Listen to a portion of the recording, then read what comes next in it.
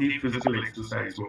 मैं normally office से आता हूँ, उसके बाद शाम को वॉक के लिए जाता हूँ। कल हमने समझा कि सबसे बेहतर टाइम जो एक्सरसाइज का होता है वो या तो सुबह होता है या अर्ली इवनिंग में, नॉट लेट इवनिंग।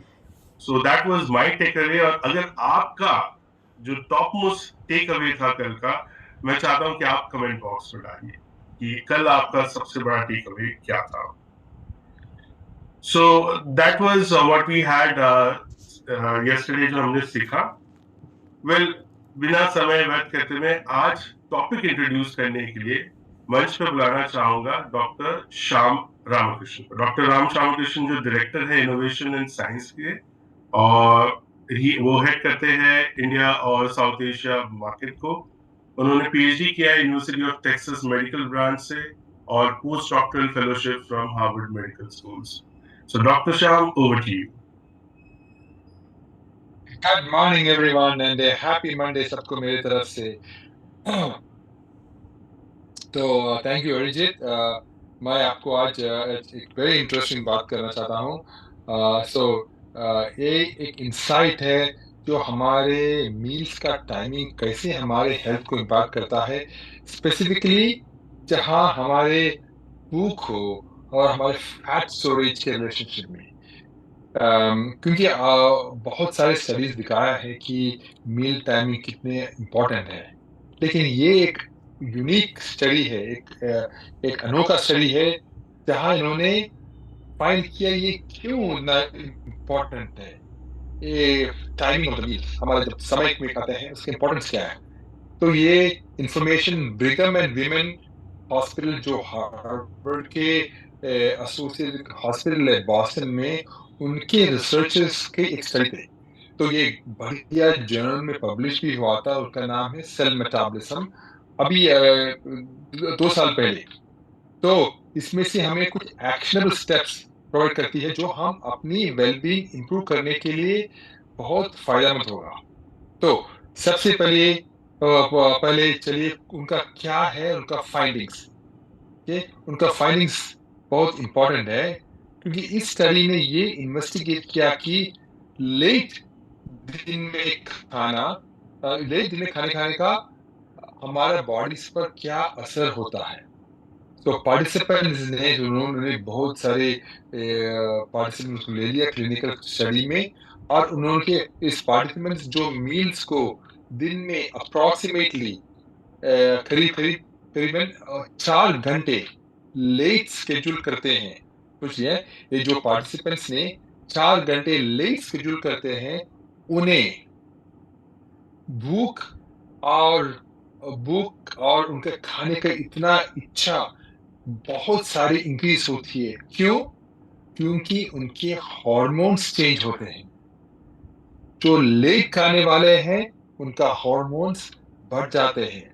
क्या हार्मोन्स? उनका लेप्टिन लेवल। लेप्टिन क्या होता है? एक हार्मोन है जो हमको फुलनेस बताते हैं, हमारा दिल भर गया, हमारा पेट भर गया। वो हार्मोन बदला, उनका लेवल्स बदल जाते हैं। और दूसरी बात, कैलोरी का बर्निंग, जो हमारा कैलोरी जो हम खाते हैं और उसको बर्न करने के लिए हमारे माइटोकॉन्ड्रिया जैसा मशीन्स होते हैं, वो स्लो होती है। तो लेट खाने वालों का जो लेप्टिन हार्मोन और उनका कैलोरी बर्निंग भी स्लो होती है। तो एडिशनली उन्होंने क्या देखा कि उनका उनका चर्बी ले लिया, उनका चर्बी में उनका जीन्स देख लिया, और उन्होंने क्या एक एक बहुत अमेजिंग फैक्ट फाइंड किया, क्योंकि उनका वो जो जीन्स है जो हमारे फैट को स्टोरेज करते हैं, हम हमारे फैट को पकड़ कर रखते हैं और हमारे फैट को बढ़ाते हैं, वो भी बढ़ गया। राइट? और जो हमारे बॉडी का मैकेनिज्म है जो फैट को ब्रेक डाउन करते हैं, वो कम हो गया। देखो, लेट खाने का, सिर्फ 4 घंटे लेट खाने का जो शिफ्ट हमारे बॉडी का पूरा मेटाबॉलिज्म को चेंज कर देते हैं। तो अब इसका मतलब हमारे लिए क्या है? बिल्कुल क्लियर है। जब हम खाना खाते हैं, ये उतना इम्पोर्टेंट है जितना कि क्या खाते हैं और कब खाते हैं। तो अपनी हेल्थ को ऑप्टिमाइज करने और ओबेसिटी का रिस्क को रिड्यूस करने के लिए हमें कुछ गाइडलाइंस कंसिडर करनी चाहिए। तो क्या है गाइडलाइंस? दिन में पहले खाना खाओ, अपने मेन मील्स को जल्दी करने की कोशिश करो। ये हमारे हंगर हॉर्मोन्स को इफेक्टिवली रेगुलेट करने में बहुत मदद करते हैं और दिन भर अच्छी एनर्जी एक्सपेंडिचर सपोर्ट करता है। दूसरी चीज, कंसिस्टेंट मील टाइम्स मेंटेन करो। उनके मतलब क्या है कि आपका ईटिंग का खाने का स्केड्यूल फॉलो करो, हर दिन वही टाइम पर। तो ये कंसिस्टेंसी आपके बॉडी का हंगर और फुलनेस के सिग्नल्स को मैनेज करने में मदद करते हैं। ठीक। फिर तीसरी बात, बैलेंस डाइट प्रैक्टिस करो। ठीक। मील टाइमिंग के साथ साथ इंश्योर करो कि आपकी डाइट बैलेंस हो, जिसमें प्रोटीन से बड़े बड़े हो और फिर थोड़े हेल्थी फैट्स और थोड़े अच्छी कार्बोहाइड्रेट्स जैसे कि फाइबर के अच्छी तरह के पोर्शंस हो। तो ये ओवरऑल मेटाबॉलिक हेल्थ को सपोर्ट करती है। तो आप जब जब सुबह आपका भोजन होते हैं, मैंने देखा था कि मेरा मेरा इन लॉस भी ज्यादातर हाई कार्ब डाइट्स खाते हैं। मुझे पता है कि उनका उनका डाइट को इतना कार्ब्स है, उनका शुगर तो शूट होते जा रहे हैं। तो मैंने उनको उनका डाइट में भी इंट्रोड्यूस कर दिया हमारे ऑल प्लांट प्रोटीन। मुझे पता है कि उनका प्रोटीन लेवल तो बहुत छोटा था। फिर फोर्थ, पोर्शन साइज मॉनिटर करो। पहले खाने खाने के साथ भी हमारे कितने खाते हैं, तो वो भी जरा माइंडफुल रहो ताकि हम ओवर ईटिंग से बचे, है, जो वेट गेन को कंट्रीब्यूट कर सकती है। फिर फिफ्थ है, हाइड्रेट रखो। कभी कभी हमारी बॉडी थर्स्ट को हमारे हमारे हमको जो thirsty होते हैं वो हंगर के साथ कंफ्यूज करती है। मुझे पता है कि मैं भी मैं thirsty है, मैं सोचते हैं कि मुझे भूख है, लेकिन मैं ये पानी पीते हैं, मेरा भूख निकल गया। क्योंकि हमारी बॉडी उतना उतना उतने ठीक से डिफरेंशिएट नहीं कर सकते कि क्या है, हमारा भूख है या पानी पीने का आस है, राइट? तो वो देखना है। तो पानी हाइड्रेशन बहुत इंपॉर्टेंट है। फिर लास्ट में मैंने ये बहुत सारे टाइम बताया है कि स्लीप लो, अच्छी तरह स्लीप लो। पुअर स्लीप हंगर हॉर्मोन्स को डिस्टर्ब कर सकती है और लेट नाइट स्नैकिंग लीड कर सकती है। तो हम लेट जाके जागे रहे हो तो हमारे इच्छा होती है कि अरे हम जो एक स्नैक खाइए, फ्रिज ओपन करके ये खाइए वो खाइए, है? तो हर रात 7 to 9 घंटे की क्वालिटी स्लीप आपके लिए उसका एम रखो। तो तो कंक्लूजन में मैं यही बताना चाहता हूँ कि टाइमिंग हमारे डाइटरी हैबिट्स का एक क्रूशियल एलिमेंट है। जल्दी खाना और रेगुलर मील स्केड्यूल्स मेंटेन करने करके हम हेल्थियर लाइफस्टाइल की तरफ सिग्निफिकेंट स्टेप्स ले सकते हैं और ओबेसिटी का रिस्क को रिड्यूस कर सकते हैं। ठीक है। तो चलो माइंडफुल ईटिंग को अपनी डेली लीव्स को प्रायोरिटी बनाइए। यही था मेरा आज का सोच team, and I am wishing a great week and a great Monday. Arijit, the stage is back to you. Thank you, Dr. Sham, for that wonderful thought for the day. Really deep, actually, and thank you so much for that. Well, दोस्तों, मैंने कहीं सुना था, क्योंकि doctor शाम अभी आदत के बारे में बता रहे थे और डेली हैबिट्स के बारे में, और मैंने कहीं सुना था कि आपकी आदत आपके लिए और आपके खिलाफ कंपाउंड कर सकती है। तो हर दिन छोटी छोटी चीज आप क्या करते हैं, बहुत इंपॉर्टेंट है। वेल, आगे यहाँ से बढ़ते हैं दोस्तों। जैसे कल हमने बात की बॉडी क्लॉक के बारे में, राइट, और आज हम समझेंगे इसी को और थोड़ा डिटेल में, और इसे समझाने के लिए मैं मंच पे बुलाना चाहूंगा सपना सरकार को। सपना जो बैचलर है इन आयुर्वेदा, उन्होंने पोस्ट ग्रेजुएट किया है इन डायटेटिक और therapeutic nutrition from Jamia Hamdard, and वो एमवे से एसोसिएट है पिछले 7 साल से, और इनका एक ओवरऑल एक्सपीरियंस है हेल्थ और वेलनेस में करीब 12 साल से। Ladies and gentlemen, help me welcome on stage Sapna Sarkar.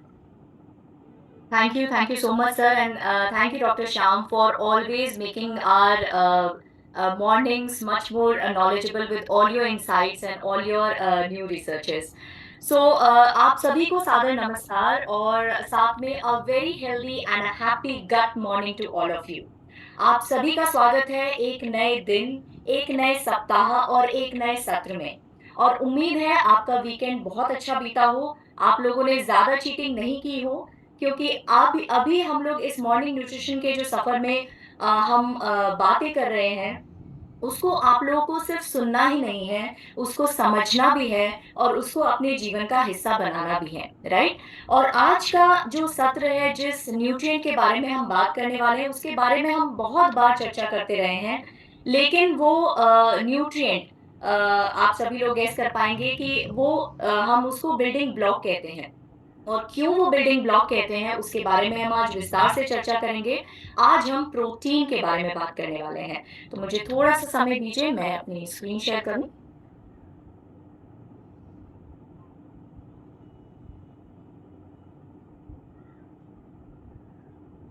तो मुझे बताइएगा अगर मेरी स्क्रीन विज़िबल है तो? 1 minute, just give me a moment.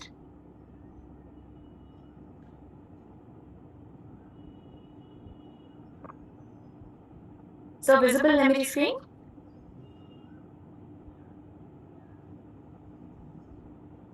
I think visible है। Yes, visible. Yes. ठीक है, तो अभी तक आप लोगों ने जितने भी सत्र सुने हैं, समझे हैं, उसमें हम निरंतर एक बात करते आ रहे हैं, वो है बायोलॉजिकल क्लॉक, या हम उसको एक और चीज़ से भी कनेक्ट कर रहे हैं कि वो हमारा एक मेन स्विच है। यानी हम कंटिन्यूअसली अपने बायोलॉजिकल क्लॉक को एक मेन स्विच से जो है हमेशा कनेक्ट करते आ रहे हैं, क्योंकि कहीं न कहीं हमारे जितने भी सारे सिस्टम हैं, वो उस मेन स्विच और वो उस मेन बायोलॉजिकल क्लॉक से कनेक्टेड है। जैसे कि कल भी हमने ये बात की कि कैसे हमारी जो लाइफ़स्टाइल हैबिट्स हैं, उसका जो है हमारे बायोलॉजिकल क्लॉक पे कितना सकारात्मक या कितना नकारात्मक प्रभाव पड़ सकता है। और उसी में ही एक पॉइंट था फूड का। और जब भी हम भोजन या पोषण की बात करते हैं, तो उसमें उसका एक बहुत ही इम्पोर्टेंट भाग है प्रोटीन।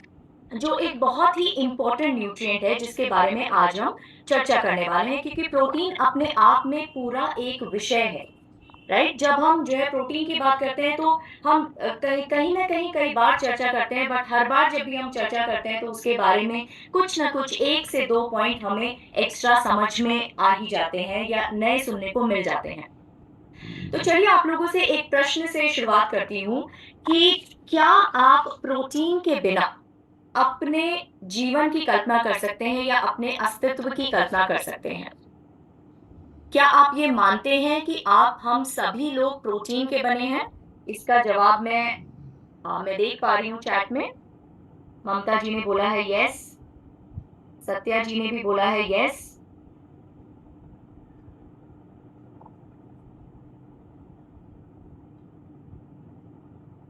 कोई ब्लॉक आ रहा है क्या? Just a minute. ओके, ठीक है। तो आप सभी लोग सही हैं कि हाँ, हम प्रोटीन के ही बने हुए हैं।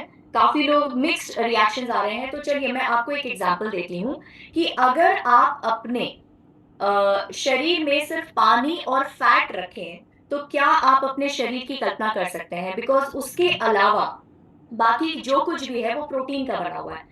हर सेल आपकी प्रोटीन की बनी हुई है, आपके मसल्स प्रोटीन के बने हुए हैं, आपकी स्किन प्रोटीन की बनी हुई है, आपकी हड्डियाँ प्रोटीन की बनी हुई हैं, आपका ब्लड प्रोटीन का बना हुआ है। तो ये तो अब तय हो गया है कि प्रोटीन के बिना इस शरीर की और एक अच्छे स्वास्थ्य की कल्पना भी करना मुश्किल है, और इसीलिए हम प्रोटीन को बिल्डिंग ब्लॉक भी कहते हैं। इस प्रोटीन को 1838 में स्वीडिश केमिस्ट ने जो है ये टर्म दिया था, जो है ग्रीक वर्ड प्रोटियोस से डिराइव्ड है, और प्रोटियोस का मतलब ही है प्राइमरी या फिर इन द फर्स्ट प्लेस। यानी अगर हम सारे न्यूट्रिएंट्स की बात करें, तो कहीं न कहीं हमें प्रोटीन को सबसे पहले रखना पड़ेगा, क्योंकि उसके बिना हम अपने अस्तित्व की कल्पना भी नहीं कर सकते। तो चलिए अब कुछ फैक्ट्स एंड फिगर्स की बात कर लेते हैं।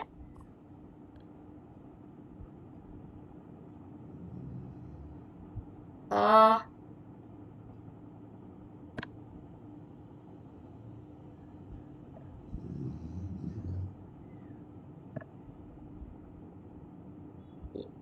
Just give me a moment. Sir मेरी स्क्रीन विजिबल है ना? Yeah, your screen is visible. Just give me a moment, मैं दोबारा से एक बार शेयर कर लेती हूँ क्योंकि ये स्क्रीन आगे मूव नहीं हो रही है। Just give me a moment, sorry for the inconvenience.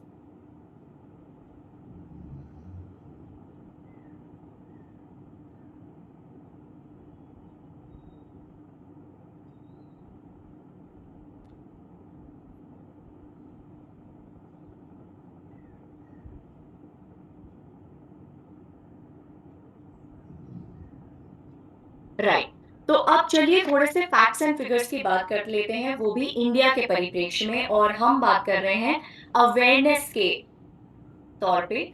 और अगर आप देखेंगे कि यहाँ पे जो है इंडिया के बारे में अगर हम बात कर रहे हैं, तो कहीं न कहीं जो है 8 में से 10 में से 8 लोगों का जो है जो फूड है वो प्रोटीन डेफिशिएंट है, और 10 में से 9 लोगों को तो उनकी रिक्वायरमेंट पता ही नहीं है। क्योंकि जब तक उनको रिक्वायरमेंट ही पता नहीं होगी, तब तक वो उसके ऊपर एक्शन भी नहीं ले पाएँगे।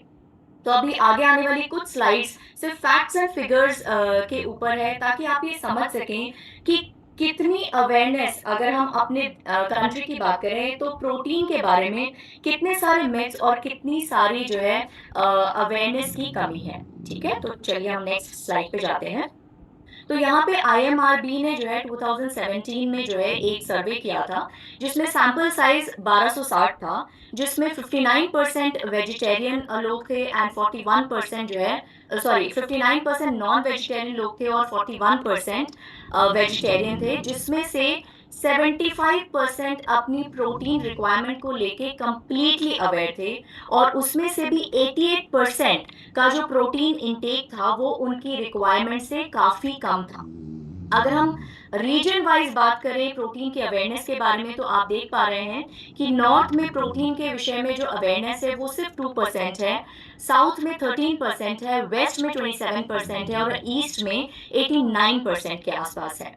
तो कहीं न कहीं ये फैक्ट्स एंड फिगर्स थोड़ा-सा चिंताजनक है कि हमें अभी अवेयरनेस ही नहीं है, और इस वजह से हमारे जो डाइट में प्रोटीन का जो पोज़ीशन होना चाहिए, वो काफ़ी कम है।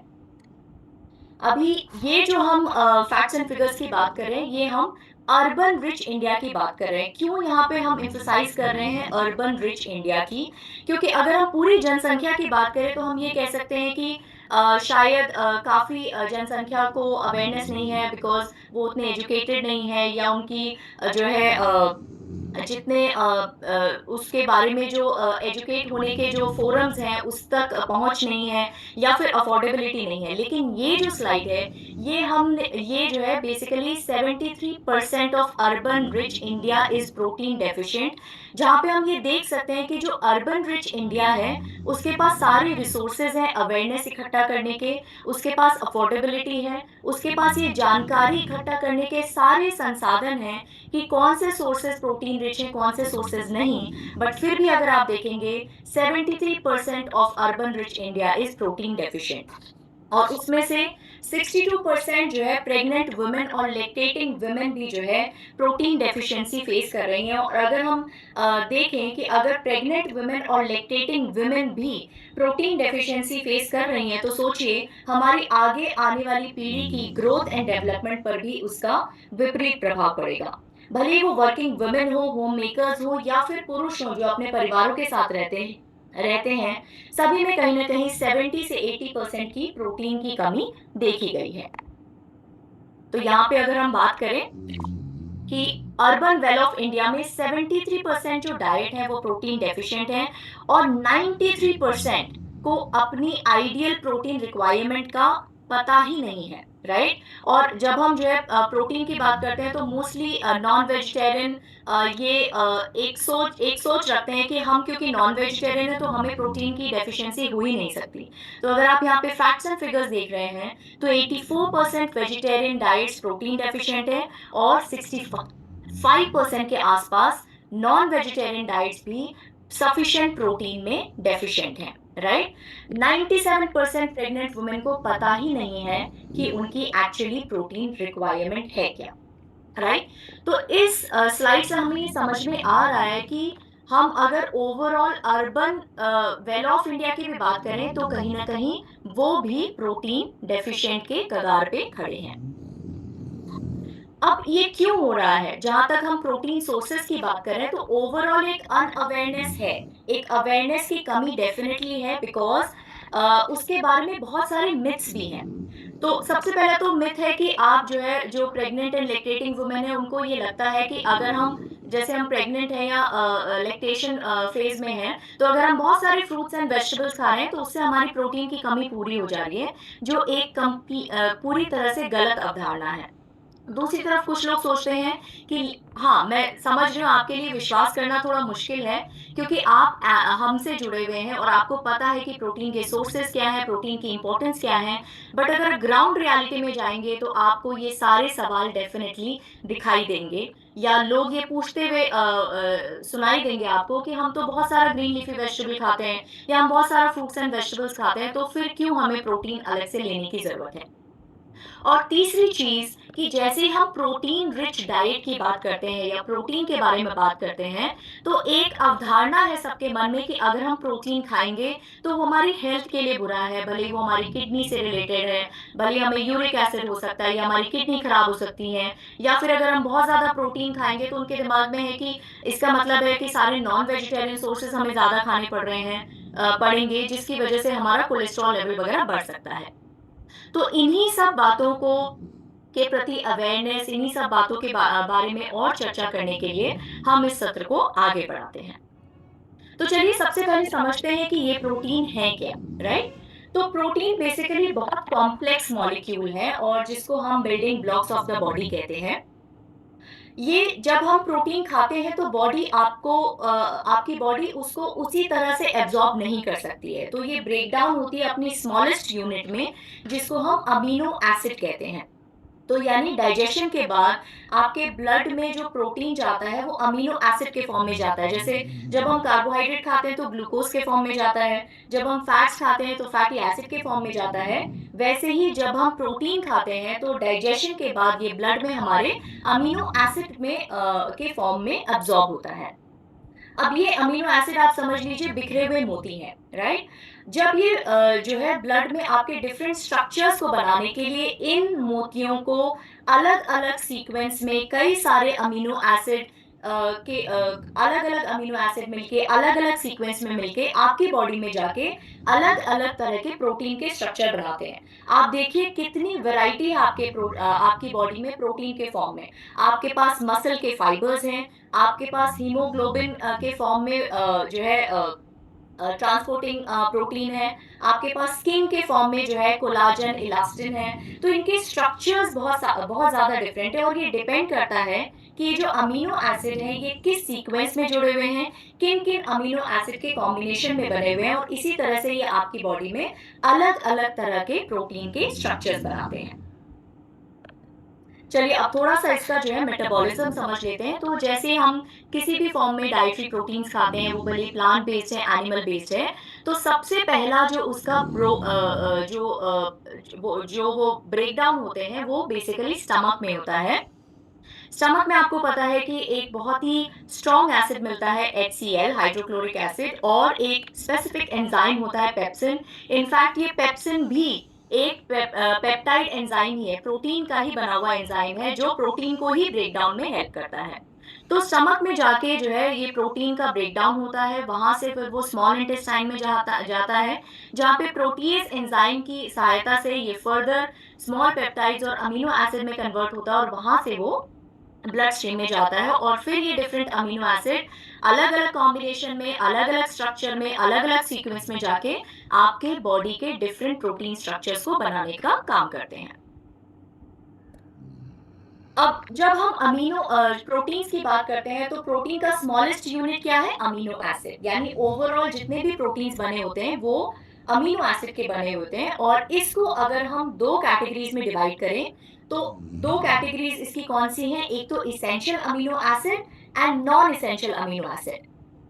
तो क्या आप समझते हैं कि अगर नॉन एसेंशियल अमीनो एसिड जो टर्मिनोलॉजी है वो कह रही है नॉन एसेंशियल, तो क्या ये हमारी बॉडी के लिए ज़रूरी नहीं है? येस या नो?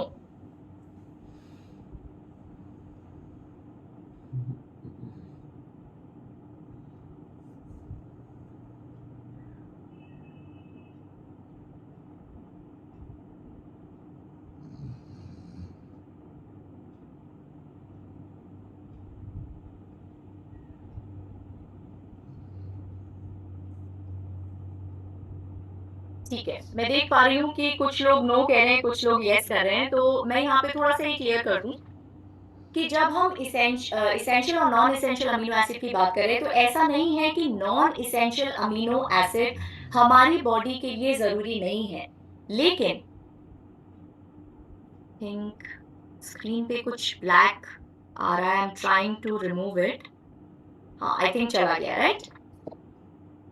ओके, तो जहाँ तक हम जो है एसेंशियल और नॉन एसेंशियल अमीनो एसिड की बात करें, तो नॉन एसेंशियल अमीनो एसिड भी बहुत ज़रूरी है। इनफैक्ट इसमें से कई कई सारे जो अमीनो एसिड हैं, वो कई बार कंडीशनल एसेंशियल अमीनो एसिड भी बन जाते हैं। जैसे न्यूबॉर्न होते हैं, प्रेगनेंसी होती है, लैक्टेशन होते हैं, बहुत ज़्यादा जो स्पेसिफिक कंडीशंस होती हैं, उसमें कई सारे non essential amino acid essential amino acid का भी काम करते हैं। लेकिन अच्छी बात क्या है कि आपकी बॉडी इसको बनाने के लिए पूरी तरह से काबिल है। तो इसीलिए एसेंशियल अमीनो एसिड हमारे लिए बहुत ज़रूरी हो जाते हैं, क्योंकि ये हमारी बॉडी बना नहीं पाती है, और इसीलिए हमें इसको डाइट से लेना बहुत ज़रूरी है। इसीलिए हम इसको एसेंशियल अमीनो एसिड कहते हैं। तो एसेंशियल अमीनो एसिड और नॉन एसेंशियल अमीनो एसिड दोनों ही ज़रूरी हैं, लेकिन एसेंशियल अमीनो एसिड की ज़रूरत को पूरा करने के लिए हमें अपने फूड पे ज़्यादा डिपेंडेंट रहना पड़ता है, क्योंकि इसको हमारी बॉडी नहीं बना पाती है। ठीक है? तो जब हम प्रोटीन्स की बात कर रहे हैं, तो इसके फंक्शंस को भी थोड़ा-सा समझ लेते हैं।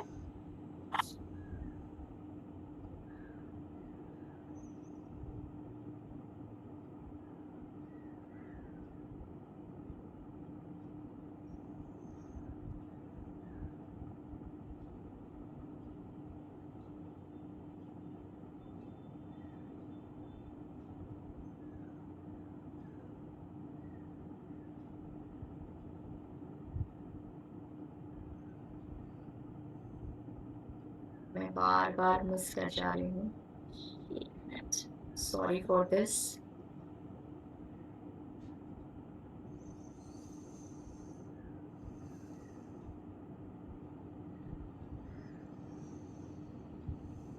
ठीक है।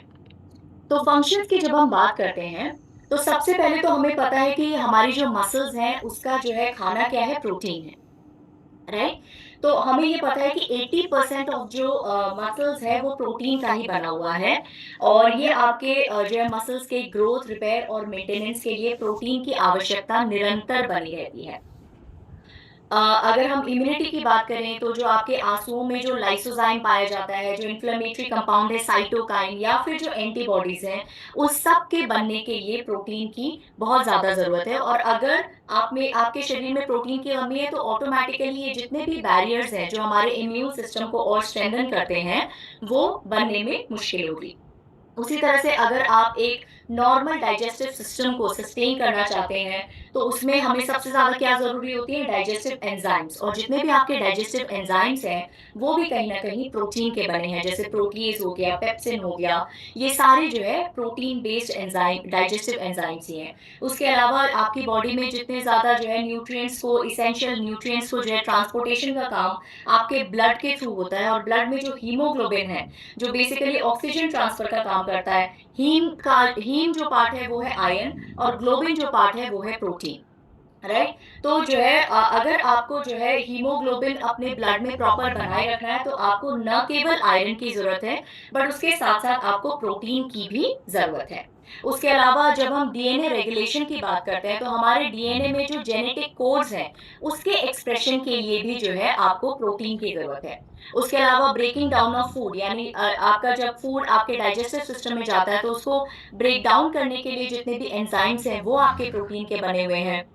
आपका जो है कोई भी बॉडी टिश्यू को रिपेयर करना है, हीलिंग करना है, उसके लिए जैसे आपने देखा होगा कि कोई बर्न का केस होता है या कहीं पे चोट लगती है, तो डॉक्टर बोलते हैं कि अपना प्रोटीन का रिक्वायरमेंट आपको बढ़ाना चाहिए। उसके अलावा जितने भी जो है केमिकल मैसेंजर्स हैं, जिनको हम हार्मोन्स कहते हैं, जिसके बिना अगेन हमारी बॉडी में कोई भी फंक्शन प्रॉपर्ली नहीं हो पाएगा, वो भी उसका बेस भी जो है प्रोटीन का ही बना हुआ है।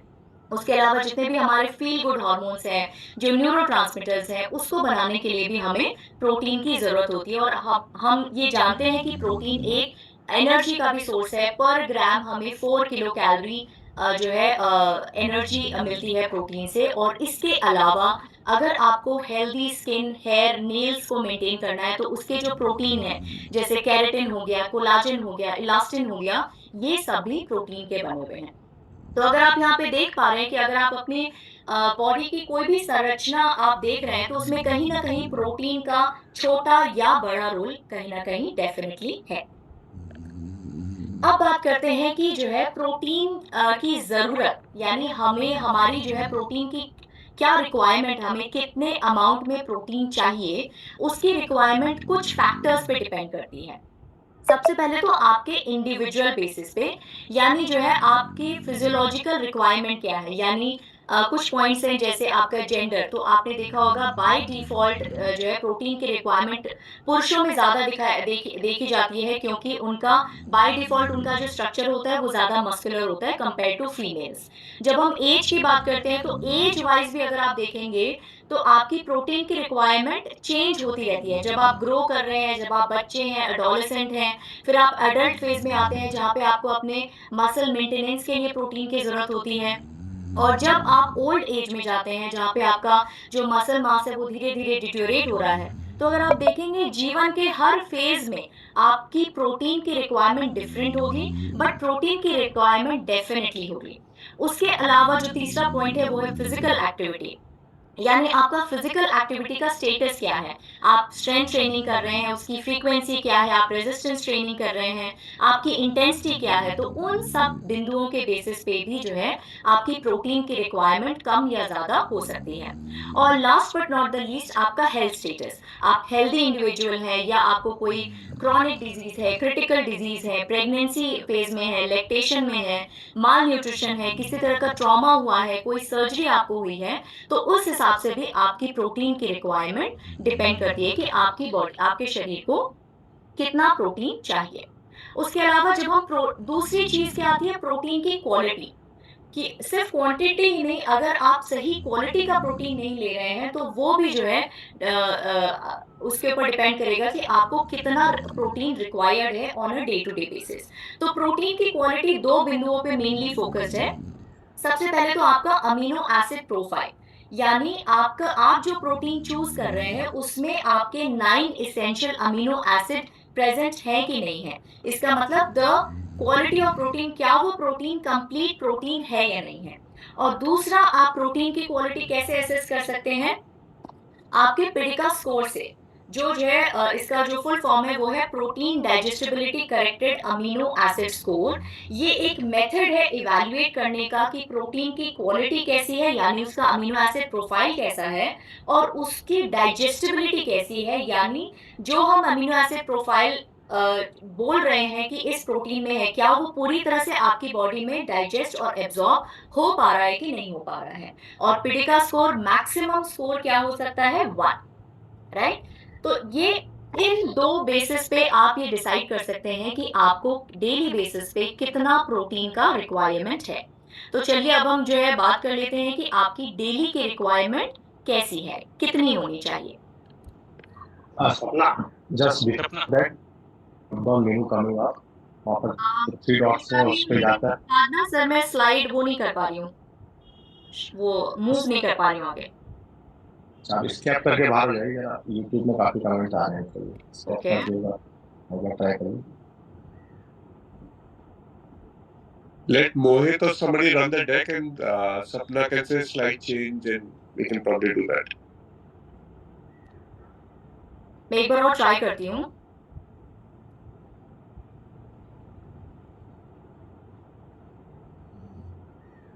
देख पा रहे हैं आप?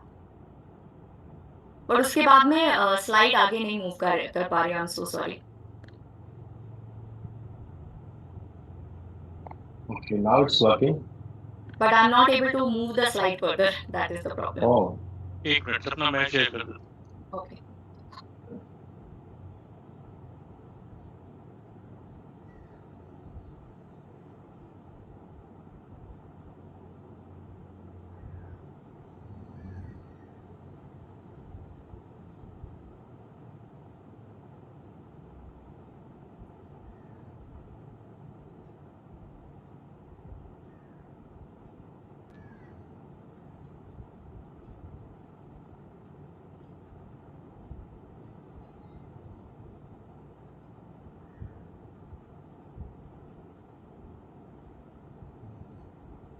चलिए, तो अब जो है हमने ये समझ लिया कि किन 2 बिंदुओं के आधार पर आप ये डिसाइड करेंगे कि आपकी बॉडी की डेली रिक्वायरमेंट क्या है।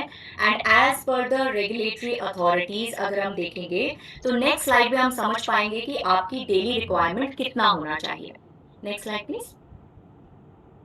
तो यहाँ पे आप देखिए कि आपकी प्रोटीन की रिक्वायरमेंट, जैसे हमने कहा कि फिजिकल एक्टिविटी पे डिपेंड करती है, जेंडर पे डिपेंड करती है, तो यहाँ पे फिजिकल एक्टिविटी के हिसाब से बताया हुआ है कि आपकी डेली की प्रोटीन की रिक्वायरमेंट कितनी है। तो अगर आप यहाँ पे देखेंगे कि सेडेंटरी इंडिविजुअल के हिसाब से 0.8 ग्राम पर केजी बॉडी वेट, अगर आप जो है एथलेटिक एक्टिविटीज में इन्वॉल्व हैं तो 1.1 टू 1.4 ग्राम पर केजी बॉडी वेट, अगर आप एंड्योरेंस एथलीट हैं तो 1.2 टू 1.4 ग्राम पर केजी बॉडी वेट, और अगर आप वेट लिफ्टिंग या स्ट्रेंथ ट्रेनिंग में इन्वॉल्व हैं तो 1.2 टू 1.6 ग्राम पर केजी बॉडी वेट के हिसाब से आपकी प्रोटीन रिक्वायरमेंट होनी चाहिए।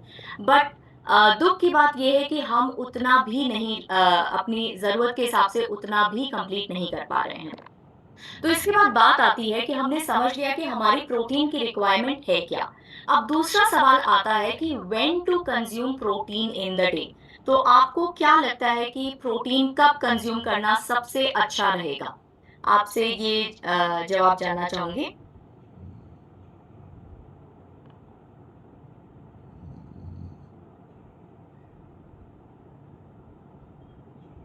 ठीक है, तो यस, आई थिंक हम सभी लोग अब मॉर्निंग न्यूट्रिशन के तहत ये समझने लगे हैं कि अगर हम मैक्सिमम अपना न्यूट्रिशन मॉर्निंग में लेंगे तो हमारा जो है प्रोटीन का जो टैंक है वो भरा हुआ रहेगा, राइट। तो इस इम्पॉर्टेंट न्यूट्रिएंट को अगर हम सुबह की तरफ लेंगे तो हमारा शरीर इसका पूरा फायदा उठा पाएगा, राइट। तो अगर हमारी मॉर्निंग की न्यूट्रिशन प्रोटीन से भरपूर है तो वो सबसे अच्छा रहेगा, ताकि आप पूरे दिन भर की एनर्जी के लिए, अपने मेटाबॉलिक फंक्शंस के लिए को भली भांति चलाने के लिए पूरी तरह से तैयार रहेंगे। तो क्यों हमें मॉर्निंग में इस इम्पोर्टेंट न्यूट्रिएंट को लेना चाहिए, उसको 4 बिंदुओं के तहत समझते हैं। सबसे पहला है नेगेटिव प्रोटीन बैलेंस। अब ये नेगेटिव प्रोटीन बैलेंस है क्या? तो जब आपके सेल्स का प्रोटीन टैंक खाली हो जाता है उसको हम कहते हैं नेगेटिव प्रोटीन बैलेंस। ये कब होता है? जब आप रात भर के स्टार्वेशन के बाद, जब आपकी बॉडी ऑलरेडी अपना हीलिंग प्रोसेस कर रही है, अपना जो है मेंटेनेंस कर रही है, अपना ग्रोथ, रिपेयर, इन सारी चीज़ों में इन्वॉल्व हो रही है। तो क्या हो रहा है कि हर सेल में जो प्रोटीन है वो यूज़ हो जा रहा है, जितने भी अमीनो एसिड हैं वो यूटिलाइज हो गए हैं। और सुबह इस प्रोटीन की कमी को पूरा करने के लिए आपको मॉर्निंग में प्रोटीन रिच ब्रेकफास्ट लेना बहुत आवश्यक हो जाता है, राइट। ताकि आपके जो मेटाबॉलिक फंक्शंस हैं उसके लिए आपके सेल्स के पास सफिशिएंट क्वांटिटी में प्रोटीन पूरी तरह से हो। दूसरी चीज ये डेफिनेटली, अगर आप मॉर्निंग में प्रोटीन ले रहे हैं तो ये आपके मेटाबॉलिक रेट को बूस्ट करता है, बिकॉज आपको पता है कि रात की तरफ आपका मेटाबॉलिज्म कंपैरेटिवली स्लो होता है और दिन की तरफ आपका मेटाबॉलिज्म कंपैरेटिवली हाई रहता है। साथ में आपको पता है कि प्रोटीन जो है आपके मसल मास को जो है इम्प्रूव करने के लिए, उसको स्ट्रेंथन करने के लिए जो है यूटिलाइज होता है, और जितना आपका हायर मसल मास रहेगा उतना आपका मेटाबॉलिज्म बूस्टेड रहेगा। तो कहीं ना कहीं ये आपके मेटाबॉलिक रेट को भी बूस्ट करने में हेल्पफुल रहता है। तीसरी चीज, ये आपके बॉडी को सस्टेन्ड एनर्जी देता है। सस्टेन्ड एनर्जी यानी क्योंकि प्रोटीन धीरे धीरे बॉडी में डाइजेस्ट होता है, तो ये आपके बॉडी को एनर्जी भी धीरे धीरे देता है, यानी लंबे समय तक आपको, अगर आपने अपना ब्रेकफास्ट प्रोटीन रिच खाया है तो लंबे समय तक आपको ये एनर्जी महसूस होती रहेगी और सडन एनर्जी क्रैश नहीं होगा। And last but not the least, higher thermic effect. तो अगर आप देखेंगे कार्बोहाइड्रेट और फैट के कंपैरेटिव में जो प्रोटीन का जो थर्मिक इफेक्ट है वो काफी ज्यादा है। इनफैक्ट 25 to 30% आपका प्रोटीन का थर्मिक इफेक्ट ज्यादा है। अब थर्मिक इफेक्ट है क्या, तो इसको मैं एक एग्जांपल से समझाती हूँ कि मान लीजिए आपने 100 कैलोरी का एक कोई फूड खाया है, प्रोटीन रिच फूड खाया है, लेकिन आपकी बॉडी को मिलते समय वो सिर्फ 75 कैलोरी मिलेगा, बिकॉज 25 कैलोरी आपकी बॉडी ने ऑलरेडी यूज कर ली है उस प्रोटीन को डाइजेस्ट करने के लिए। तो ये बेसिकली आपका हायर थर्मिक इफेक्ट है, जहां पे body 25% of the calorie already use कर लेती है उस पर्टिकुलर फूड को डाइजेस्ट करने के लिए, जो कंपैरेटिव टू कार्बोहाइड्रेट जो सिर्फ 5 to 10% उसका थर्मिक इफेक्ट है, और जो फैट है 0 to 3% ही उसका थर्मिक इफेक्ट है, उसके कंपैरेटिव में काफी ज्यादा है। अब समझ लेते हैं कि ये कैसे, अगर आप इसको मॉर्निंग में ले रहे हैं तो ये किस किस तरह से आपकी बॉडी को हेल्प कर रहा है, आपके स्वास्थ्य को मेंटेन करने में हेल्प कर रहा है। तो क्यों हम इसको प्रेफरेबली मॉर्निंग में ले रहे हैं, तो एक ऑब्जर्वेशनल स्टडी हुई थी। ये मसल मास को इम्प्रूव करता है, इसके बारे में एक ऑब्जर्वेशनल स्टडी हुई थी जहाँ पे जो सब्जेक्ट्स उनको 2 ग्रुप्स में डिवाइड किया गया था। पहले ग्रुप को जो है ब्रेकफास्ट में ज्यादा प्रोटीन दिया गया और दूसरे ग्रुप को डिनर में ज्यादा प्रोटीन दिया गया। तो कुछ समय पश्चात ये देखा गया कि जो है जिस ग्रुप ने ब्रेकफास्ट में ज्यादा प्रोटीन लिया है उनका muscle volume comparative to other group ज्यादा था, और उनका जो ग्रिप स्ट्रेंथ था वो भी ज्यादा था। इसी के साथ में एक और जो है स्टडी हुई थी 2016-2018 में कोरिया में, जहाँ पे ये देखा गया कि इनफैक्ट प्लांट बेस्ड प्रोटीन का भी जो है ग्रिप स्ट्रेंथ को हाई करने में एक बहुत मेजर रोल है, इनफैक्ट एक पॉजिटिव इम्पैक्ट है। तो ओवरऑल अगर आप ब्रेकफास्ट अपना प्रोटीन रिच रख रहे हैं तो वो आपके मसल मास को इम्प्रूव कर रहा है, ये इस स्टडी से जो है प्रूव हो गया। और साथ ही वो आपको क्या दे रहा है, आपके मेटाबॉलिज्म ऑप्टिमल हो रहा है, यानी आपका मेटाबॉलिज्म अपने मैक्सिमम लेवल पे काम कर रहा है, आपका मेटाबॉलिक हेल्थ इंप्रूव हो रहा है, आपकी फिटनेस इंप्रूव हो रही है, और आपकी overall over the period of time आपकी जो क्वालिटी ऑफ लाइफ है वो भी इम्प्रूव दिखाई देगी। ठीक है, अब चलते हैं नेक्स्ट पॉइंट की, अगर आप मॉर्निंग में लेते हैं प्रोटीन तो ये कैसे आपके वेट मैनेजमेंट को इम्प्रूव करता है। तो अगर हम वेट मैनेजमेंट की बात करें तो हम सभी ये जानते हैं कि जब भी हम एक प्रोटीन रिच ब्रेकफास्ट लेते हैं तो वो हमारे सटाइटी वैल्यू को इम्प्रूव करता है, क्योंकि जब भी हम प्रोटीन लेते हैं और स्पेशली अगर हम मॉर्निंग में ले रहे हैं तो वो हमारे सटाइटी वैल्यू को इम्प्रूव करता है। इनफैक्ट ये भी देखा गया कि अगर आप प्रोटीन के साथ फाइबर का कॉम्बिनेशन करते हैं तो वो आपके सटाइटी को मैक्सिमम बढ़ा के देता है। स्टडीज के तहत ये देखा गया है कि अगर आप प्रोटीन रिच ब्रेकफास्ट लेते हैं तो वो आपकी क्रेविंग को भी 60% तक कम करता है। तो कहीं ना कहीं जब आपकी क्रेविंग्स कम होगी, आप लंबे समय तक जो है फुल महसूस करेंगे, तो ऑटोमेटिकली आपकी जो चॉइसेस हैं, फूड की चॉइसेस हैं, वो बेहतर होती जाएंगी, जो आपको इनडायरेक्टली वेट मैनेजमेंट में हेल्प करेंगी। दूसरी चीज, जब जो है आप प्रोटीन रिच ब्रेकफास्ट लेते हैं तो वो आपके मेटाबॉलिक रेट को कंपैरेटिवली हाई करता है। इनफैक्ट ये देखा गया है कि जब आप प्रोटीन का जो है इस्तेमाल मॉर्निंग में सबसे ज़्यादा करते हैं तो उसका जो एनर्जी बर्निंग कैपेसिटी है वो ऑलमोस्ट दुगना हो जाता है। और इन 2 बिंदुओं की वजह से हम ये समझ सकते हैं कि अगर आप मॉर्निंग में अपना न्यूट्रिशन प्रोटीन रिच रख रहे हैं तो वो आपको एक इफेक्टिव वेट मैनेजमेंट भी देने में मदद करेगा या सहायक होगा। तो अब ये समझ में आ गया कि आपके जो है मसल मास को इम्प्रूव करता है, आपके जो है वेट मैनेजमेंट में एक इफ़ेक्टिव बहुत इफ़ेक्टिव है। तीसरा पॉइंट ये कैसे हमें मदद करता है, बेटर मेंटल हेल्थ की तरफ। तो आपने देखा होगा अगर आप समझें इस बात को कि ब्रेन आपकी डेली एनर्जी का 20% तक कंज़्यूम करता है। तो अगर आपको एक बेटर मेंटल हेल्थ चाहिए, अगर आपको दिन भर में बेटर फोकस चाहिए, आपका मूड बेटर होना चाहिए, आपकी प्रोडक्टिविटी अच्छी रहे, तो उसके लिए बहुत ज़रूरी है कि आपका जो प्रोटीन का टैंक है, वो मॉर्निंग में फुल रहना चाहिए, राइट? ताकि आपके जो उससे जो आपके जो एनर्जी लेवल है, वो लंबे समय तक अच्छे रहें। इनफैक्ट जो है आप ये भी समझें कि जब आप प्रोटीन रिच ब्रेकफास्ट लेते हैं, तो उससे आपके जो इंसुलिन स्पाइक्स हैं, वो सडन इंसुलिन स्पाइक्स नहीं होते हैं, जिसकी वजह से आपके ब्लड में जो ग्लूकोज लेवल है, वो लंबे समय तक स्टेबल रहता है। जब लंबे समय तक ग्लूकोज लेवल स्टेबल रहेगा, तो ऑटोमैटिकली वो आपको सस्टेन्ड एनर्जी देता रहेगा। एंड हम सभी ये जानते हैं कि प्रोटीन को डाइजेस्ट होने में थोड़ा टाइम लगता है, क्योंकि ये स्टमक से धीरे-धीरे डाइजेशन की इंटेस्टाइन में जाता है और वहाँ से धीरे-धीरे ब्लड में आता है। तो जब इसका डाइजेशन स्लो होगा, इसका जो है एनर्जी जो अमीनो एसिड आ रहे हैं वो आपके ब्लड में धीरे-धीरे आएँगे, आपके शुगर लेवल स्टेबल रहेंगे, आपके एनर्जी लेवल भी स्टेबल रहेंगे। इससे क्या होगा, आपके जो है परफॉर्मेंस इम्प्रूव होगी, मूड अच्छा रहेगा, आपका दिन भर जो अलर्टनेस है वो अच्छा रहेगा और ओवरऑल आपकी प्रोडक्टिविटी अच्छी रहेगी।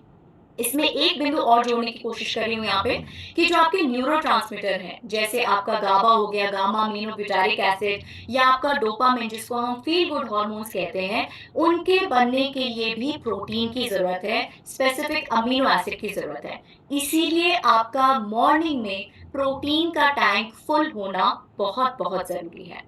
तो अब हम ये समझ गए कि आपको मसल मास अगर इम्प्रूव करना है, आपको अगर इफेक्टिव वेट मैनेजमेंट मैनेजमेंट चाहिए और अगर आपको बेटर मेंटल हेल्थ चाहिए, तो मॉर्निंग में प्रोटीन का कंज्यूम करना बहुत सहायक रहेगा। अब हमें ये समझ में आ गया कि हमको कब खाना है, कितना खाना है, कब खाना है। लेकिन अब हमें ये भी समझना है कि क्या हमें अब ये सवाल आता है कि क्या पूरे दिन भर का प्रोटीन हमें एक बार में खा लेना चाहिए या पूरे दिन भर में बाँट-बाँट कर खाना चाहिए?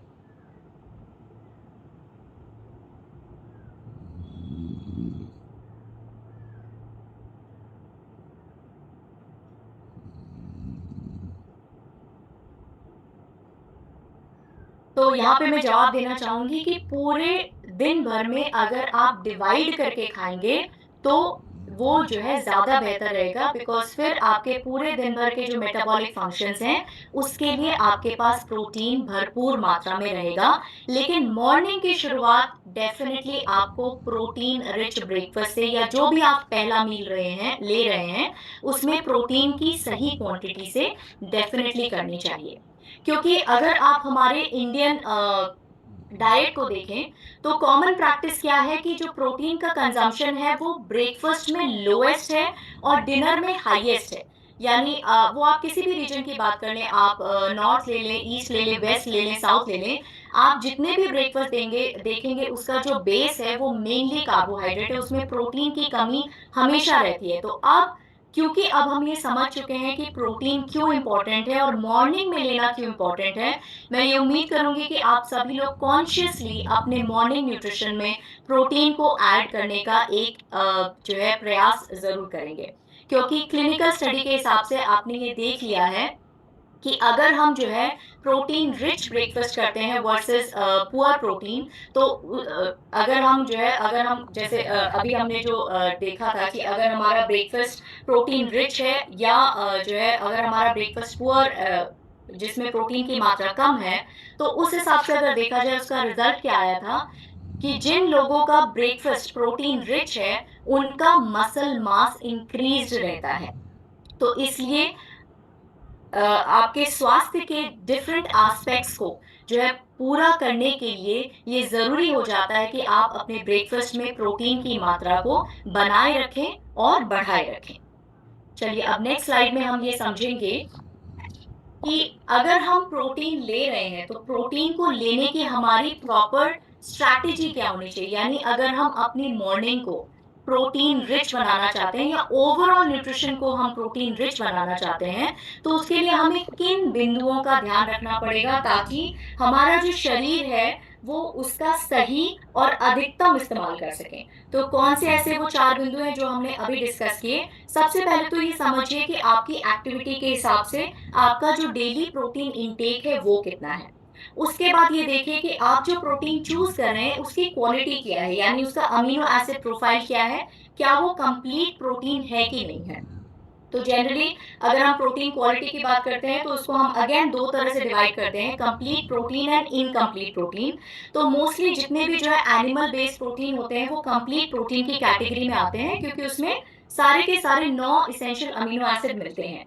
लेकिन जब हम इनकम्प्लीट प्रोटीन की बात करते हैं तो सोया के अलावा मोस्टली जितने भी प्लांट बेस्ड प्रोटीन है वो इनकम्प्लीट प्रोटीन है, क्योंकि उसमें 1 से 2 अमीनो एसिड की कमी हमेशा रहती है। तो अगर हम उसमें और इसीलिए जो है अगर हम प्लांट बेस्ड प्रोटीन है तो आपने देखा होगा कि हम हमेशा से जैसे राजमा चावल खाते हैं या दाल चावल खाते हैं ताकि वो एक कंप्लीट प्रोटीन बन जाए। जो तीसरा बिंदु है जिस पे हमें ध्यान देना है वो है प्रोटीन की टाइमिंग। पहले तो मॉर्निंग में तो प्रोटीन रखना ही रखना है और उसके अलावा भी बाकी जो प्रोटीन का रिक्वायरमेंट है वो पूरे दिन भर में आप डिस्ट्रीब्यूट करके लीजिए रादर देन एक बार में, क्योंकि ये देखा गया है कि आप एक बार में 25 to 30 gram maximum protein easily digest and absorb कर सकते हैं, राइट। तो प्रोटीन की टाइमिंग के साथ साथ प्रोटीन का डिस्ट्रीब्यूशन भी समझना बहुत जरूरी है। चलिए अब नेक्स्ट स्लाइड की तरफ बढ़ते हैं। तो यहाँ पे हमने कुछ प्रोटीन के सोर्सेज जो है दिखाए हुए हैं। तो यहाँ पे आप देखिए प्लांट बेस्ड प्रोटीन भी है, एनिमल बेस्ड प्रोटीन भी है। लेकिन जब हम देख रहे हैं तो एनिमल बेस्ड प्रोटीन बहुत कम है, इनफैक्ट प्लांट बेस्ड प्रोटीन बहुत ज्यादा है।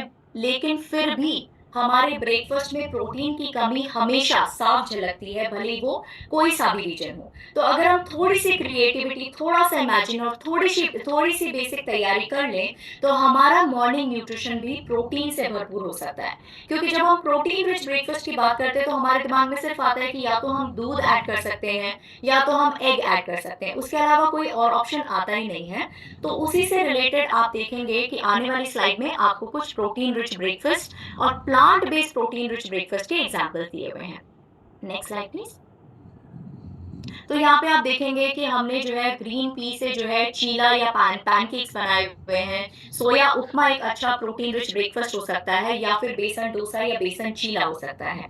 अब क्यों मैं यहाँ पे बार बार प्रोटीन, प्लांट बेस्ड प्रोटीन पे ज्यादा जोर दे रही हूँ, इसको आने वाली स्लाइड में हम थोड़ा सा और ज्यादा समझेंगे। चलिए नेक्स्ट स्लाइड की तरफ चलते हैं। तो प्लांट बेस्ड प्रोटीन की इम्पोर्टेंस हमारे स्वास्थ्य पर क्या हो सकती है, इसको समझने से पहले मैं ये पूछना चाहूंगी कि आप में से कितने लोग ब्लू जोन जैसे एक टर्मिनोलॉजी को समझते हैं। क्या आप में से कोई जानते हैं कि ब्लू जोन क्या है?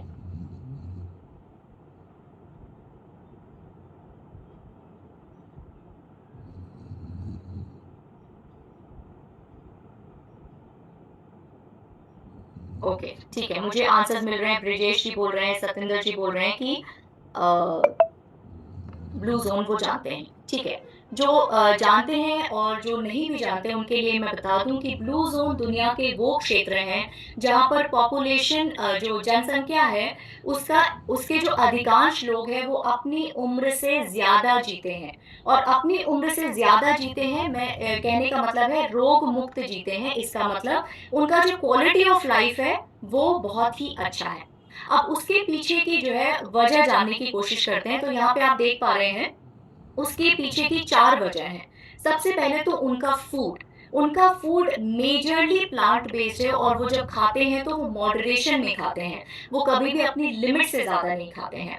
दूसरी चीज, इस क्षेत्र के लोग, ये 5 क्षेत्र हैं जो है United States, Italy, Costa Rica, Greece और जापान में है। और इनका सबसे पहले डाइट मेजरली प्लांट बेस्ड है और ये इस क्षेत्र में रहने वाले लोग किसी न किसी मूवमेंट में इन्वॉल्व रहते हैं, जैसे वॉकिंग हो गया, गार्डनिंग हो गया, फार्मिंग हो गया। इनका तीसरा पॉइंट क्या है, इनका जीवन के प्रति जो दृष्टिकोण है वो बहुत सकारात्मक है और इनका जो सोशल कनेक्ट है वो बहुत स्ट्रॉन्ग है, राइट। हालांकि सारे क्षेत्र में जो जो जनसंख्या है या जो ये लोग हैं, वो स्ट्रिक्ट वेजिटेरियन नहीं हैं, लेकिन इनका जो खान-पान है, वो अधिकांशतः प्लांट बेस्ड ही है। तो अगर हम देखेंगे नेक्स्ट स्लाइड में, आप देख पाएँगे कि इनका खान-पान का तरीका कैसा है। तो अगर आप देखेंगे कि डेली बेसिस पे ये नट्स लेते हैं, पानी का इंटेक बहुत अच्छा रहता है, इनका प्लांट बेस्ड यानी बीन्स जो है ऑलमोस्ट काफ़ी अच्छी क्वांटिटी में रहता है, और ये 95 टू 100% प्लांट बेस्ड रहते हैं। जैसे मैंने कहा कि सभी लोग स्ट्रिक्ट वेजिटेरियन नहीं है, लेकिन उनका जो नॉन वेजिटेरियन का इंटेक है वो भी कंपैरेटिवली कम है। अगर आप देखेंगे एग्स नॉट मोर देन 3 पर वीक। अगर आप फिश की बात कर रहे हैं तो वो भी जो है वीकली 2 से 3 बार ही लेते हैं। उनका डेयरी का इंटेक जो है वो बहुत कम है, और मीट का इंटेक भी मंथली बेसिस पे बहुत कम है। तो अगर आप देख पा रहे हैं, आप समझ पा रहे हैं कि जब हम प्लांट बेस्ड प्रोटीन की बात कर रहे हैं, और अगर हम थोड़ा-सा अपने कॉन्शियसली होके अपने जो है डाइट को प्लांट बेस्ड कर दें और स्पेशली प्लांट बेस्ड प्रोटीन की तरफ करें, तो हम कहीं न कहीं अपने छोटे-छोटे ब्लू ज़ोन्स क्रिएट कर सकते हैं, और इन्हीं की तरह जो है एक क्वालिटी लाइफ़ जी सकते हैं और एक स्वस्थ जीवन जी सकते हैं। अब जैसे मैं कह रही थी कि जो है प्लांट बेस्ड प्रोटीन की जब हम बात करते हैं, तो मेनली उसमें सोया प्रोटीन ही एक ऐसा प्रोटीन है जो कंप्लीट प्रोटीन की कैटेगरी में आता है, जिसमें 9 के 9 एसेंशियल अमीनो एसिड मिलते हैं, इसलिए ये कंप्लीट प्रोटीन है। दूसरी चीज़, इसकी डाइजेस्टिबिलिटी बहुत अच्छी है, और ये आइसोफ्लेवोन्स में रिच है। आइसोफ्लेवोन्स बेसिकली जो है सोयाबीन में पाए जाने वाला एक स्पेशल कंपोनेंट है, और इसका आपके डिफरेंट सिस्टम्स पे बहुत ही पॉजिटिव इम्पैक्ट है, बहुत ही हेल्दी इम्पैक्ट है। आपका जो हार्ट हेल्थ है उसको इम्प्रूव करने में हेल्प करता है, आपका जो मेनोपॉज के बाद जो बोन लॉस होता है, जो कैल्शियम लॉस होता है, उसको प्रिवेंट करने में हेल्प करता है, और साथ ही साथ इसको सुपर न्यूट्रिएंट कहा जाता है इसके एंटीऑक्सीडेंट और एंटी इन्फ्लेमेटरी बेनिफिट्स के कारण। उसके अलावा आजकल के टाइम पे अगर आप देखें तो बहुत सारे लोग लैक्टोज इंटॉलरेंट हैं, तो जो लोग लैक्टोज इंटॉलरेंट हैं उनके लिए अगर हम कंप्लीट प्रोटीन की बात करें, तो सोया प्रोटीन एक बहुत अच्छा सोर्स माना जा सकता है। और क्योंकि ये प्लांट बेस्ड है, ऑटोमेटिकली इसका जो सैचुरेटेड फैट है ये लो है, और ये जो है लो इन सैचुरेटेड फैट और कोलेस्ट्रॉल है। तो कहीं ना कहीं ये हमारे ओवरऑल स्वास्थ्य के लिए एक बहुत अच्छा ऑप्शन बन सकता है। Next slide please. तो अगर हम सोया प्रोटीन की बात करें, तो कहीं ना कहीं एक मन में आता है कि शायद सोया प्रोटीन हमारे उतना इफेक्टिव नहीं होगा अगर हम मसल सिंथेसिस की बात करें। तो यहाँ पे हम इसको दो तरह से समझ सकते हैं सोया प्रोटीन के बेनिफिट्स को। सबसे पहले एनाबॉलिक। तो अगर हम मेटाबॉलिज्म की बात करें, उसको दो कैटेगरी में डिवाइड करते हैं। अगर हम कुछ भी बन रहा है हमारी बॉडी में, उसको हम एनाबॉलिज्म कहते हैं, और कुछ भी हमारी बॉडी में टूट फूट रहा है उसको हम कैटाबॉलिज्म कहते हैं। तो सोया प्रोटीन का अगर हम एनाबॉलिक इफेक्ट देखें मसल सिंथेसिस में, तो it is as comparable as the whey protein also. तो इसीलिए जो है अगर हम सोया प्रोटीन को muscle mass improve, lean muscle mass improve करने के लिए भी इस्तेमाल करें, तो वो कहीं ना कहीं उसका पॉजिटिव इम्पैक्ट रहेगा हमारे मसल मास गेन के लिए। तो यहाँ पे अगर हम सोया प्रोटीन को मसल्स के परिप्रेक्ष्य में अगर देखें, तो ये हमारे लीन बॉडी मास को इम्प्रूव करता है, एंड्योरेंस और स्ट्रेंथ को इम्प्रूव करता है, एक्सर्शन को कम करता है, और जो मसल का जो वेयर एंड टेयर है उसको भी कम करने में मदद करता है। अगर हम बियॉन्ड एनाबॉलिक यानी जो हमारे बाकी सिस्टम्स हैं उसके ऊपर इसका अगर पॉजिटिव इम्पैक्ट देखें, तो ये हमारे heart health, bone health, weight management और ओवरऑल मेटाबॉलिक हेल्थ को भी इम्प्रूव करने में मददगार है। Next slide please. तो अभी अगर हम बियॉन्ड एनाबॉलिक इफेक्ट्स को अगर हम थोड़ा सा और डिटेल में समझेंगे, तो हार्ट हेल्थ को कैसे इम्प्रूव करता है, बिकॉज ये जो है सैचुरेटेड फैट्स और कोलेस्ट्रॉल में लो है, तो ये आपके टोटल कोलेस्ट्रॉल को कम करता है, आपके जो बैड कोलेस्ट्रॉल है उसको कम करता है, और ट्राइग्लिसराइड को कम करता है। इस तरह से ये आपके हार्ट हेल्थ को इम्प्रूव करने में सहायक है। अगर हम बोन हेल्थ की बात करें, तो ये कैल्शियम लॉस को, स्पेशली मेनोपॉजल वुमेन में कैल्शियम लॉस को कम करने में मदद करता है। तो कहीं ना कहीं ये बोन मिनरल डेंसिटी को भी इम्प्रूव करता है। मेटाबॉलिक हेल्थ की बात करें, तो ये आपको एक सैटिस्फैक्शन की फीलिंग देता है, और जो है आपका जो एनर्जी एक्सपेंडिचर को उसको बढ़ाता है, और इनडायरेक्टली आपके वेट मैनेजमेंट में हेल्प करता है, बिकॉज ये आपके ब्लड शुगर को प्रॉपर्ली मेंटेन रखता है, आपके फैट बर्निंग को इम्प्रूव करता है, आपके लीन बॉडी मास को इम्प्रूव करता है। तो कहीं न कहीं आप देख पा रहे हैं कि सोया प्रोटीन की जब हम बात करते हैं वो सिर्फ़ मसल्स ही नहीं, इनफैक्ट बियॉन्ड मसल्स यानी beyond anabolic effects of soya protein की बात करें तो हमारे जो मेजर सिस्टम्स हैं, heart health, metabolic health, weight management, bone health, उन सभी में इस सोया प्रोटीन का एक पॉजिटिव इम्पैक्ट देखने को मिलता है। Next slide please. अब सोया प्रोटीन के आसपास बहुत सारे मिथ्स एंड फैक्ट्स हैं और जब आप ग्राउंड में जाते हैं, आप जब लोगों से मिलते हैं, तो डेफिनेटली ये सवाल ये जो गलत अवधारणाएं हैं, ये डेफिनेटली आप इसका सामना ज़रूर करते होंगे और कहीं न कहीं आप सबके मन में भी ये रहता होगा कि सोया प्रोटीन अगर हम ज़्यादा क्वांटिटी में लेंगे, कंटिन्यूअस लेंगे, तो क्या ये सारी सोया का इन सारी चीज़ों पे कोई गलत प्रभाव नहीं पड़ता है। Next slide please. तो अब हम ये पूरे कॉन्फिडेंस के साथ कह सकते हैं, निष्कर्ष में हम यही कह सकते हैं कि प्रोटीन के बिना एक शरीर और स्वास्थ्य की कल्पना नहीं की जा सकती है। सही मात्रा में प्रोटीन लेना ही चाहिए, यानी प्रोटीन की ज़रूरत सबको है और हर कोई प्रोटीन ले सकता है। कितना लेना है, कब लेना है, कैसे लेना है, ये ध्यान में रखते हुए। तो हर सत्र के साथ हम ये उम्मीद करते हैं कि आप हर दिन और ज़्यादा शाइन करते रहें और आई थिंक अभी तक आप ऑलरेडी शाइन कर रहे होंगे। तो अभी नेक्स्ट स्लाइड में हम समझेंगे कि एक्चुअली शाइन है क्या। आई थिंक अगर आप यहाँ पे कुछ ऑप्शंस दिए हुए हैं, हेल्दी ऑप्शंस दिए हुए हैं, प्लांट बेस्ड प्रोटीन को आप कैसे अपने डाइट में इंक्लूड कर सकते हैं। ब्रेकफास्ट में आप जैसे मूंग दाल चिला ले सकते हैं, चिक्की सैलेड ले सकते हैं, अलग-अलग तरह की स्मूदीज ले सकते हैं, जो है पनीर भुर्जी ले सकते हैं, मसाला चना ले सकते हैं, पीनट्स ले सकते हैं। लंच और डिनर में राजमा, पालक पनीर, चना मसाला, दाल तड़का, ये सारे ऑप्शंस आप प्लांट बेस्ड प्रोटीन को अपने डाइट में इंक्लूड कर सकते हैं। अब चलते हैं शाइन की तरफ और आई थिंक अभी तक आप सबको शाइन का मतलब पूरी तरह से समझ में आ गया होगा। अपने दिन की शुरुआत, हर दिन की शुरुआत एक सकारात्मक सोच के साथ करें। अपने न्यूट्रिशन में किसी तरह की कमी न करें, अपना मॉर्निंग न्यूट्रिशन डेफिनेटली मिस न करें। आप जो अचीव करना चाहते हैं उसके प्रति आपकी जो इंटेंशंस हैं वो बिल्कुल जो है क्लियर हो। हर दिन कुछ नया लर्न करें, इसीलिए हम हर दिन एक नए टॉपिक के साथ आपके सामने आते हैं ताकि आप कुछ न कुछ उस दिन नया लर्न कर सकें और अपनी डेली एक्सरसाइज कभी भी मिस न करें। तो इसी आगे आने वाली स्लाइड्स आई थिंक इसी के लिए और डिटेल में है। तो नेक्स्ट स्लाइड सर।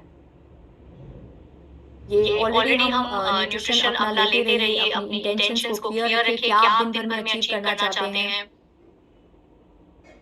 नया सीखते रहिए और साथ में एक्सरसाइज करते रहिए।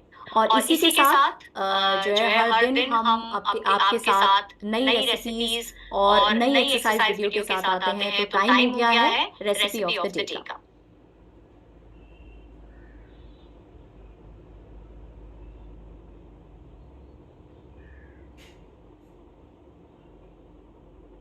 मोहित सर आप करेंगे या मैं करूं? I'll do it. Don't worry.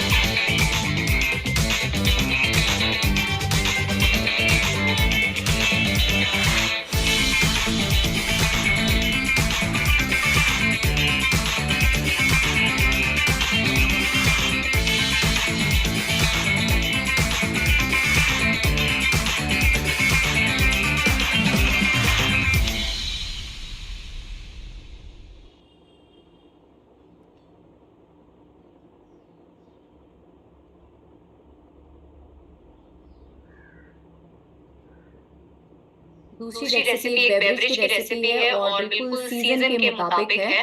उम्मीद है आप सभी लोग इसको ट्राई ज़रूर करेंगे।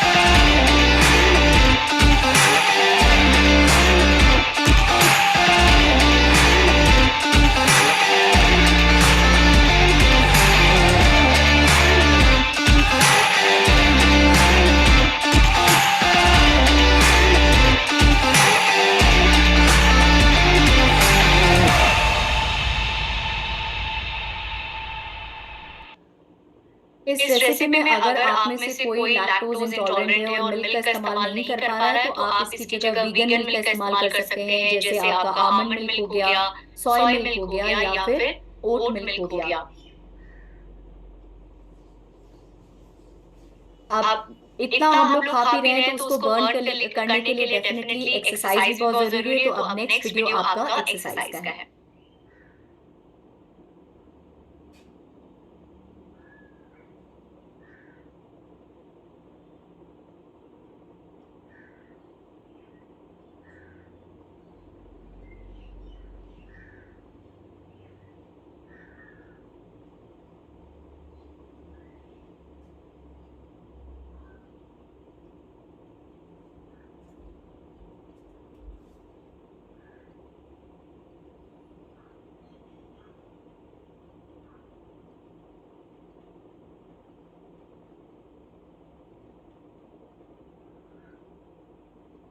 A very happy good morning everyone. आज हम करने वाले हैं कुछ ऐसा वर्कआउट जो हेल्प करेगा आपकी पूरी बॉडी में strength as well as stretch create करने में। हम स्टार्ट करेंगे डाउनवर्ड डॉग से, जिसको हम अधोमुख शवासन भी कहते हैं। और डाउनवर्ड डॉग की मूवमेंट के बाद हम इसमें कुछ वेरिएशंस ऐड करेंगे और उस वेरिएशंस में हम इस मूवमेंट को डाउनवर्ड डॉग से प्लैंक में लेकर जाएंगे, फिर वापस डाउनवर्ड डॉग में और फिर प्लैंक में। ये बहुत ही इफेक्टिव होने वाला है आपकी कोर स्ट्रेंथ के लिए, इनफैक्ट आपकी लोअर बॉडी के स्ट्रेच के लिए भी। अगर आप चेयर्स पे बहुत लंबे टाइम तक बैठते हैं तो आपके ये सारे के सारे मसल्स बहुत स्टिफ हो जाते हैं और उन्हीं मसल्स को रिलैक्स करने के लिए, स्ट्रेच करने के लिए और उनमें वो फ्लेक्सिबिलिटी मेंटेन करने के लिए ये बहुत इफेक्टिव होने वाला है। So let's get started with the movement of downward dog, और इसको हम अधोमुख शवासन भी कहते हैं। बट शवासन के नाम से don't get fooled around because ये बिल्कुल भी रिलैक्सिंग नहीं होने वाला है। Will come down on the force, which means आपके जो हाथ हैं वो शोल्डर्स के नीचे होंगे, आपके जो नीज हैं आपके हिप्स के नीचे होंगे।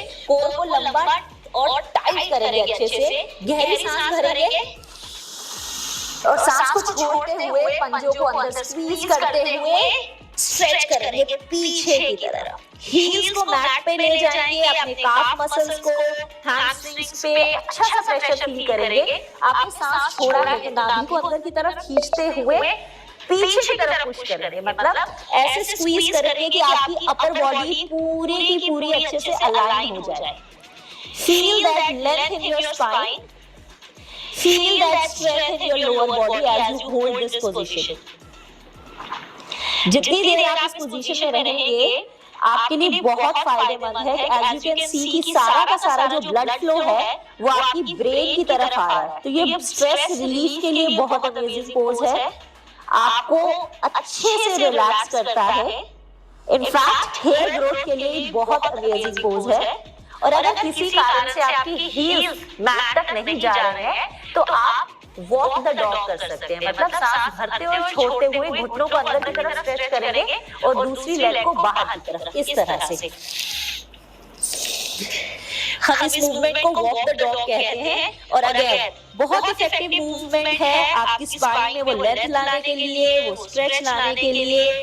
पूरे अच्छे से स्ट्रेच करेंगे, लेंथन करेंगे, फिर स्ट्रेच करेंगे, फिर लेंथन करेंगे, इस तरह से पूरा अच्छे से फील करेंगे इस मूवमेंट को। कम से कम 10 to 15 टाइम्स और 2 से 3 सेट करेंगे और फिर वापस सांस को छोड़ते हुए घुटनों पे और रिलैक्स करते हुए बालासन में।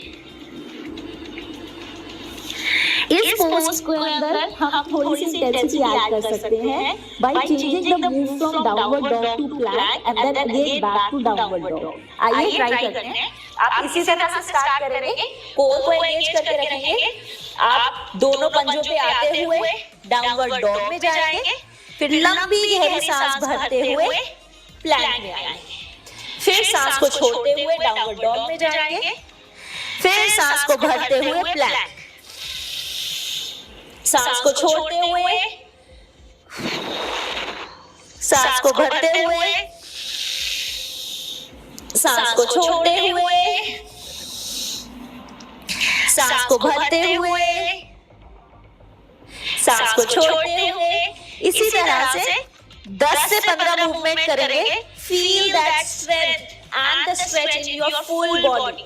ये बहुत ही अमेजिंग मूव है, बट वो सभी लोग जिनकी रिस्ट में हल्का सा पेन रहता है, आप इसी मूव को अपने एल्बोस पे भी कर सकते हैं। स्ट्रेच करेंगे और फिर वापस प्लैंक में।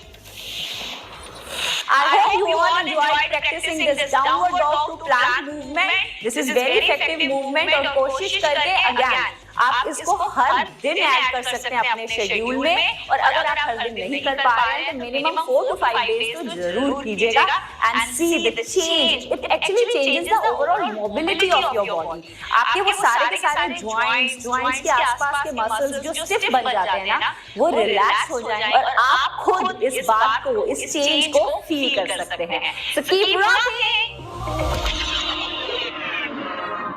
रेसिपी हो गई, एक्सरसाइज हो गया, और मैं कुछ सवाल देख रही थी कि अगर आपको थायराइड प्रॉब्लम है या यूरिक एसिड की प्रॉब्लम है तो ये बहुत जरूरी है कि आप किसी भी प्रोटीन कंजम्पशन से पहले आपको हमेशा डॉक्टर से बात करनी है। डॉक्टर के कंसेंट के साथ ही जो वो यस या नो कहे उसी हिसाब से आपको जो है प्रोटीन का कंजम्पशन करना है। अपने आप कोई डिसीजन नहीं लेना है।